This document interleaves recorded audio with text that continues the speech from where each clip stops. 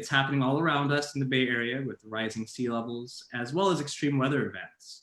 And here in California, we're at close proximity to many of these events. In what ways do the both of you see the Bay Area adapting to climate change? I'd like to have Rachael begin the conversation and really talk about her work and what the Bay Area is doing. And then Kanyon will jump in as well and provide a rounded out experience there. Great. Well, thank you for the great introduction, y'all. So as I think all of us can speak to, I think we know that there's been a lot of work done in the region already in terms of climate change. For one, there's been a focus on sea level rise and inundation across the region. Our partners just recently at the Bay Conservation and Development Commission released a report, the Adapting to Rising Tides Bay Area report, which was a comprehensive analysis of the region's vulnerability to sea level rise. And there's also been a slew of other great resources on adaptation and sea level rise across the region. And we've even integrated it into Plan Bay Area 2050, which is our new long-range plan looking out towards the future. There's also some communities that have addressed their own flood mitigation through planning, taxes, and other measures, not just with sea level rise. And additionally, I think it's important to mention that the region has set an incredible precedent with Measure AA, which was a regional ballot measure in 2016 that funds the restoration of crucial like Bay Area wetlands for a slew of climate benefits. And that's something that is pretty groundbreaking and hasn't happened here before and hasn't really happened in most of the country.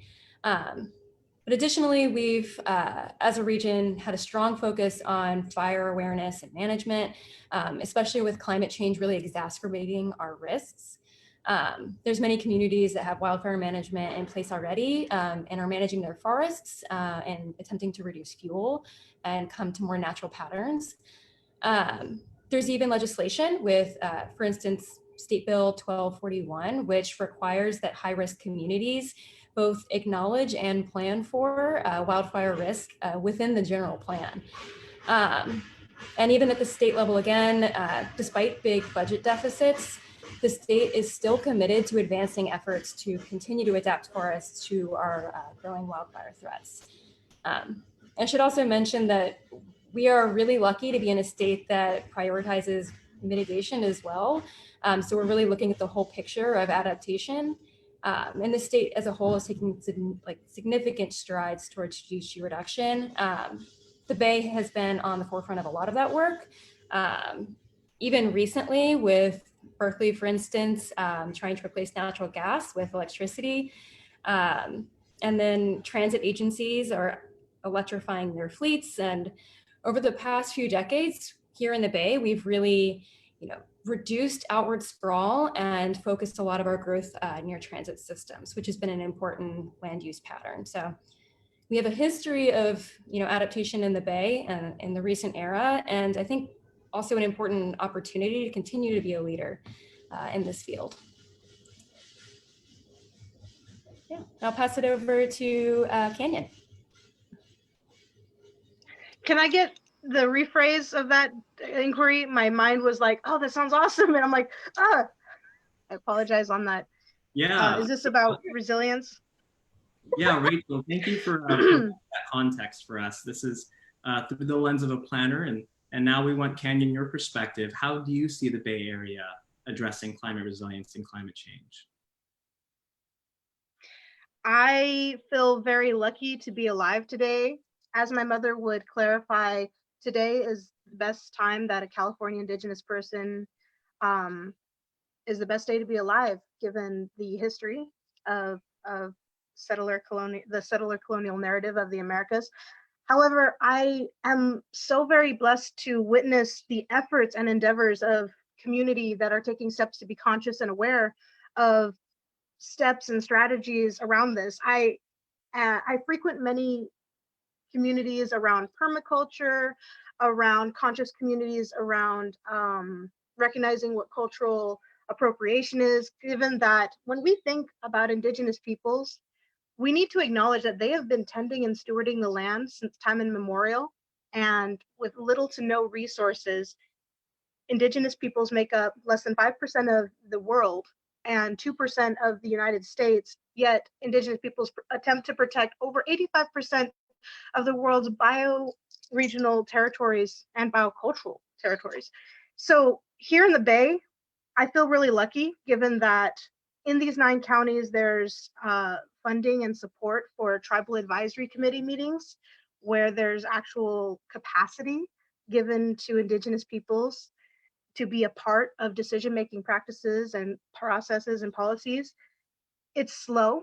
As an indigenous person in the 21st century, I know I'm very lucky given recognizing what my mother has been through around protecting cultural resources, protecting sacred sites, honoring the water, honoring the biocultural diversity of indigenous plants and medicines. And indigenous peoples have not been able to tend or steward the land since contact.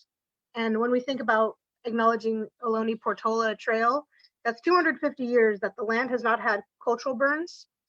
And now I'm seeing California indigenous groups engage in fire management practices. So I feel so happy to witness this. I'm seeing biological, ecological restoration efforts, working with different agencies and communities. I'm seeing colleges bring indigenous peoples as real consultants and bring them on staff or at least on an ongoing basis, instead of just saying, hi, local native, do your song and dance routine so we could have an inclusive opportunity of culture of like just the song and dance or the arts and crafts.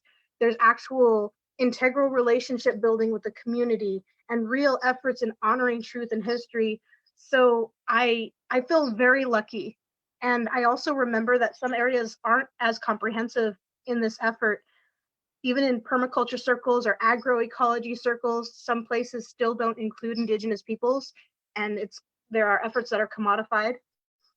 But when we think about honoring native land and inclusive tactics, we need to include everybody. And that sometimes means becoming familiar with a lens that we're unfamiliar with. So I'm lucky to be in the Bay, and I'm happy to share space with people here.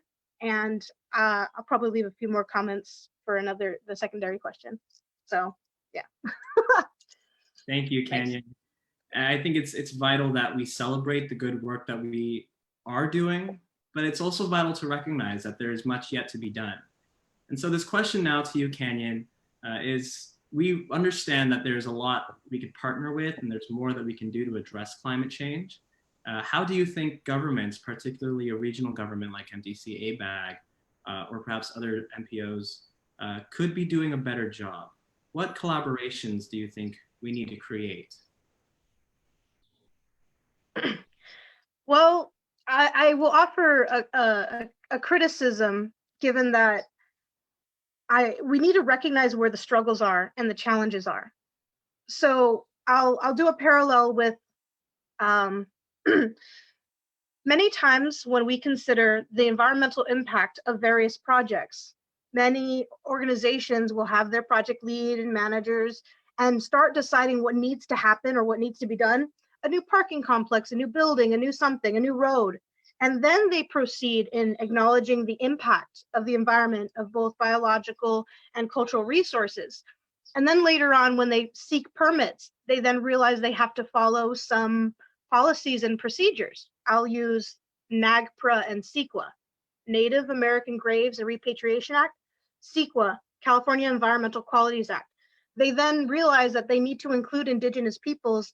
So they reach out with either a phone call or a letter, reaching out to the native people saying, I've learned that you need to be informed about any development happening in what is considered your ancestral homelands. Do you have any concerns or any extra information that we could use for this project? And that is what the concept of legal consultation, the bare minimum of what they're doing. They're waiting to the very end of the process and then barely acknowledging that they have to include indigenous peoples to recognize how they're impacting the land. I highly recommend that it starts earlier on. We recognize that there's a struggle or problem, then we reach out or continue a relationship with the indigenous peoples of whose land we're on to find out an opportunity of what solution can be done. We have this problem, let's work together. What is the most reasonable way that we can go forward in solving this? Instead of waiting till the last minute saying, oh, Are you okay with a building on ancestral remains over here? Or do you want to have a parking lot on the show mound over here? You can't pick no to be an answer. You have to pick one or the other, A or B. Thank you, Native peoples. And so the criticism is the considerations of indigenous peoples being brought on in the later half of the decision-making practice and policy is problematic. And so, and also the hard part is indigenous peoples, our communities are small and we're limited. I'm always really busy, but I'm always trying to encourage public agencies, governing structures, businesses to include indigenous peoples in their decision-making practices, because there's a lot of information that could be brought into the decision-making practice about sustainable futures and strategies toward that. And so I can't tell you exactly how to go about it, but I have to say we have to consider how are our actions and words impacting not only ourselves, not only our environment, not only all of our families, ecological systems, our kinship to nature, but 7 generations in the future. That sometimes means saying no to that quick turnaround, like quarter end dividend, quick profit. And it means we might have to say no to some things because we need to have a longer term investment in that decision. And many decisions that have been made here in the Americas, here in California, the way I call it is many decisions after contact have been very primitive. They've been very reactionary. They're very quick and they don't consider the impact, like the gold rush, blowing up mountains, polluting waters, damaging ecosystems, very primitive and reactionary. And so changing our strategies on how we make these decisions. And the same thing is if Native peoples aren't a part of the conversation, are the decisions that are being made really considerate or inclusive or just? So inclusion and steps towards honoring truth and history. We need to look at the history of these territories today and take steps to acknowledge that history so we can make informed decisions going forward. So yeah. This is a unique opportunity to recognize that we have in this group planners and people who are dedicated in the community to think about this moment in history with COVID-19 and our unique role and this is a time for us to rebuild and recreate a new beginning for the Bay Area. And so I want to give the same question to Rachael. How do you think the government or governments like MTC-ABAG could be doing a better job? What collaborations do you think we need to be making?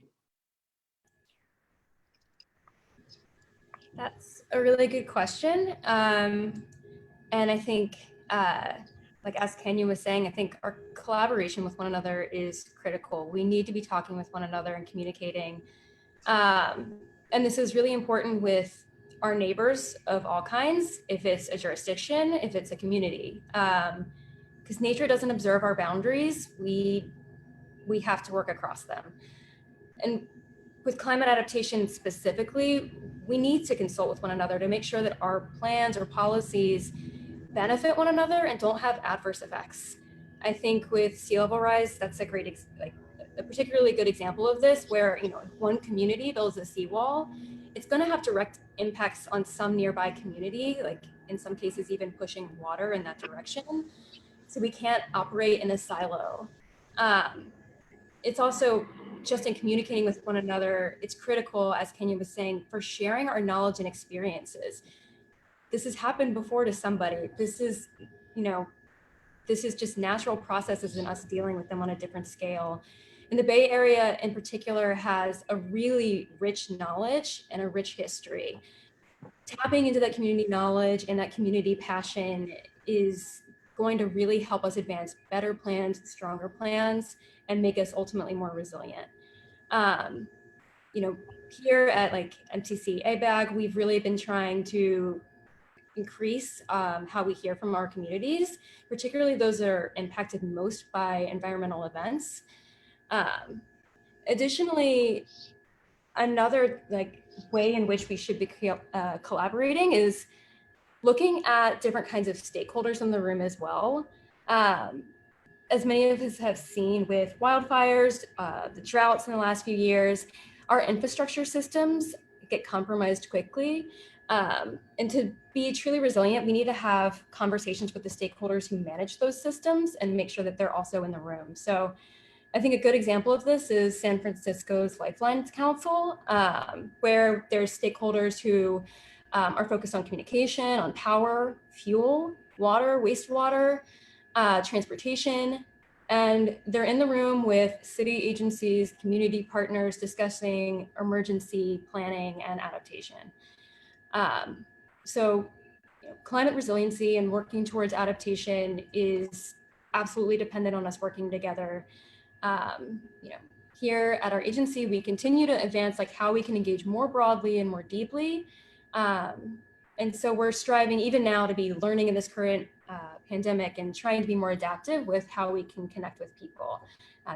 For instance, like bridging this digital divide. But yeah, it's absolutely critical that we continue to work together and talk to one another.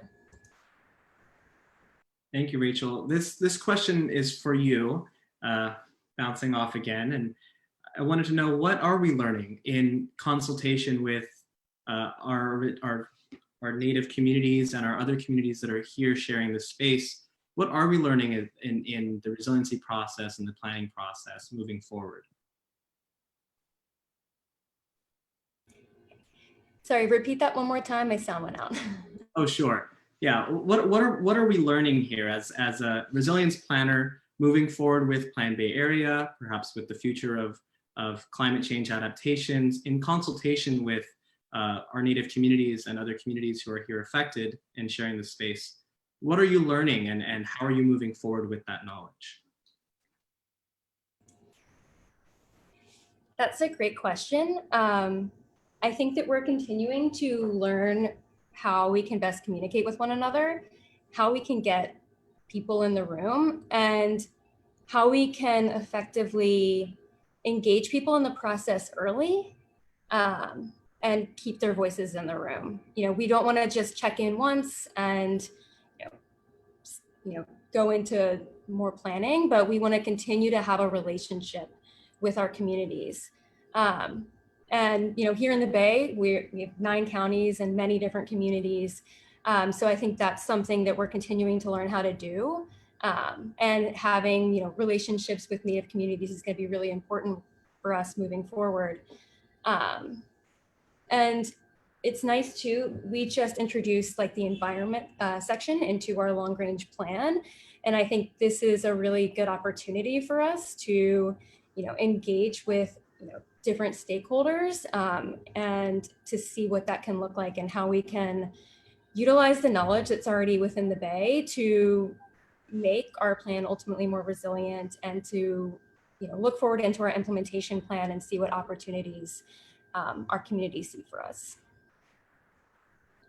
Kanyon, I'm curious, as a consultant, you mentioned that starting earlier and getting the perspective of Native communities early on is vital to planning.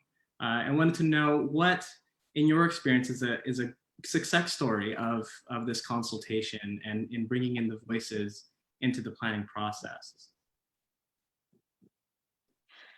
Well, not that I'm trying to put all the eggs in one basket, given that this is new. I am witnessing like an organization like Ecosystem Restoration Camps, that is known internationally, come to California and take strategic steps in encouraging activating local community members to take steps to approaching their skill set with permaculture, like apply their permaculture skill set to ecosystem restoration camps, towards the effort of ecosystem restoration.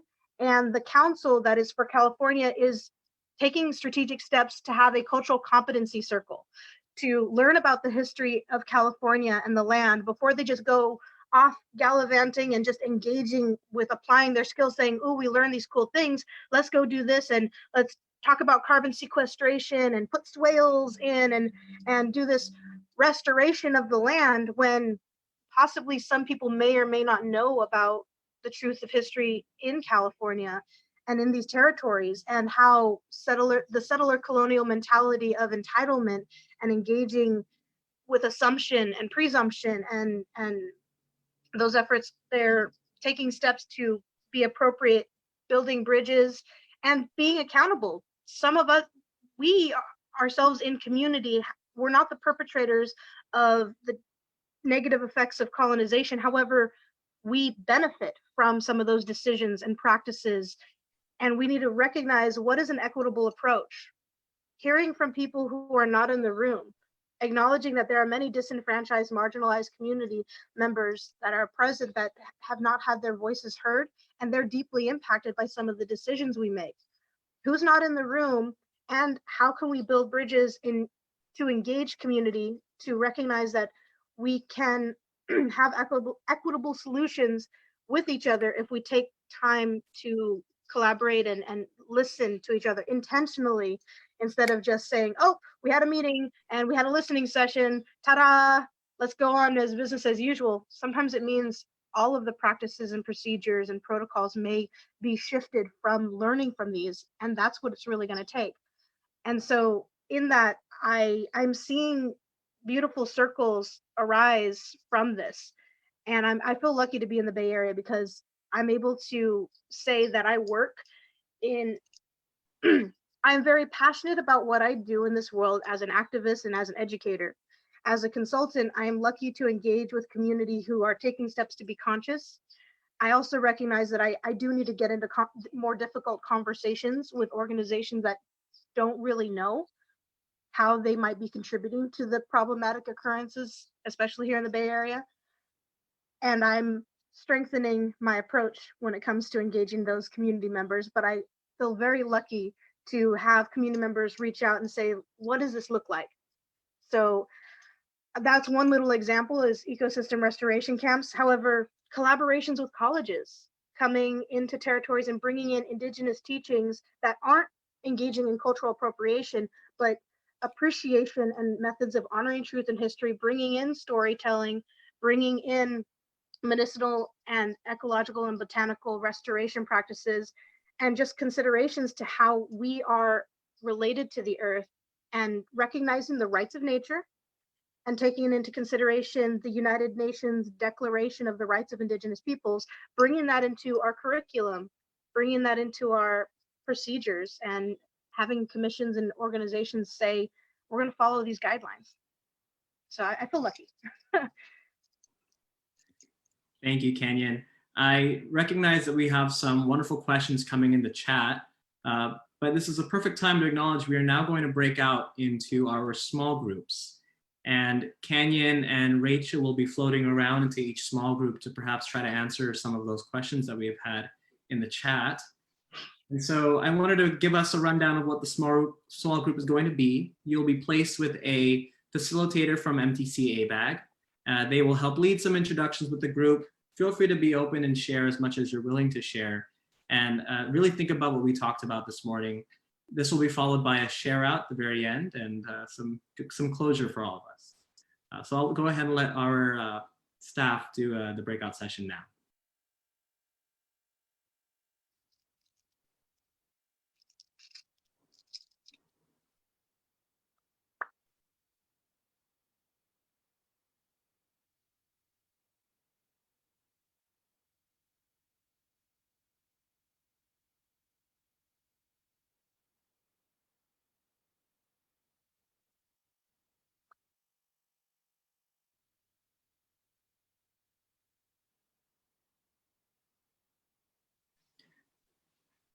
And for those of you still here in the main room, in order to join the breakout room session, just go ahead and click join, the big blue button on your screen, to join that breakout room.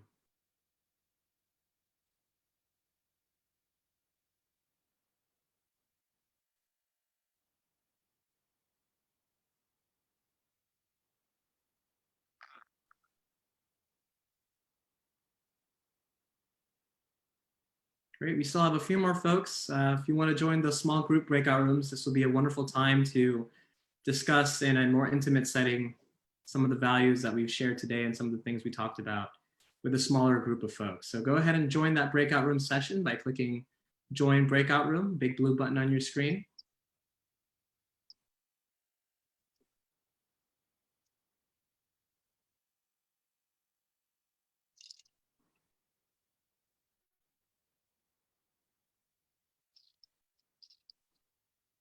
All right, we have a few folks. We have John, Sue, Gail, Katarina, Anu. Go ahead and join the small groups.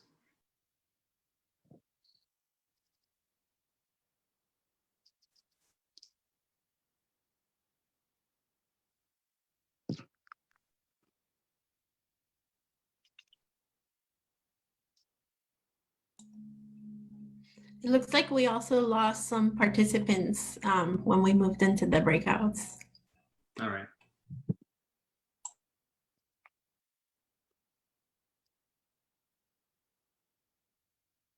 All right, well, perhaps these folks have turned on the chat, but didn't necessarily view it. So perhaps they're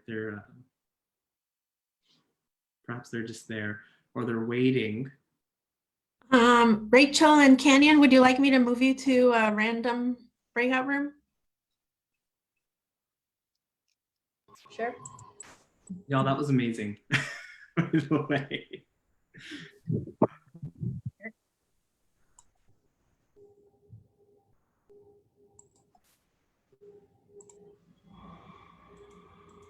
Let's say we have one waiting, I'll admit, David Schoenbrunn. Oh, thank you.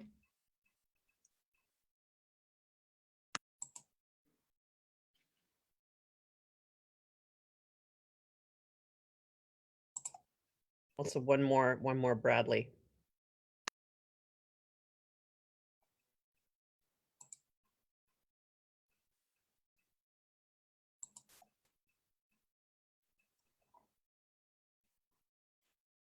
Can you send me into Michael's room?